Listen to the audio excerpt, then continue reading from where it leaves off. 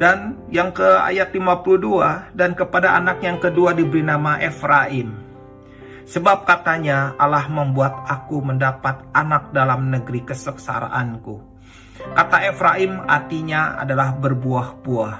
Jadi kalau seandainya kita menerjemahkan dua ayat ini, maka kita akan mengerti bahwa seseorang itu bisa berbuah-buah kalau dia tidak memendam dan tidak mendekam.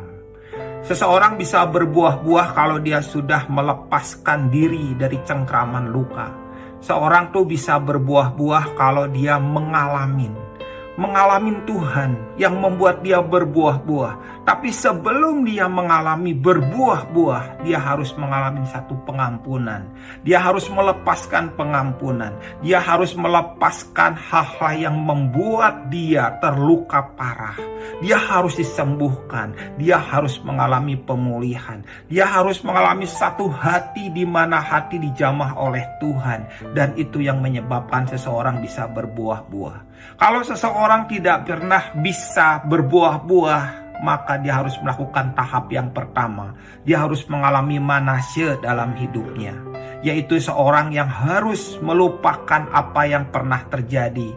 Bukan berarti peristiwa itu tidak pernah bisa lupa dalam hidup kita sebenarnya, tetapi tidak beracun lagi, tidak menggigit lagi, tidak membuat kita penuh dengan kemarahan, tidak mengalami sesuatu yang membuat kita ingin menjadi geram ketika ketemu dengan orang-orang yang telah berbuat jahat kepada kita. Tetapi saudara tahu bahwa apa yang Tuhan perbuat dalam hidup Yusuf itu juga akan terjadi dalam hidup kita. Kalau seandainya kita melahirkan Manasye, maka kita akan melahirkan Efraim.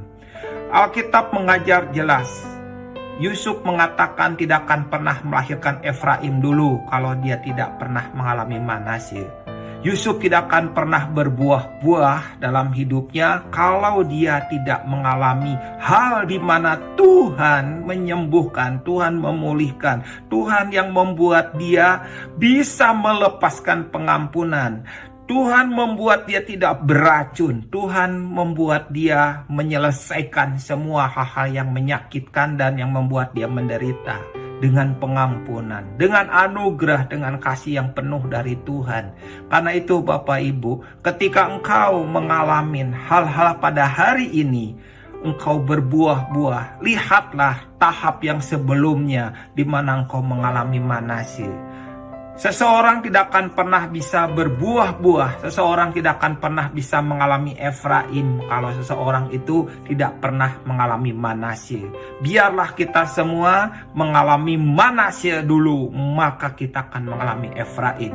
Biarkanlah setiap kita mengalami Tuhan yang membuat aku lupa dengan semua penderitaan, kesakitan, yang hal-hal yang membuat kita bersedih hati dan membuat kita tersesakkan, begitu terhimpit, membuat kita sangat menderita.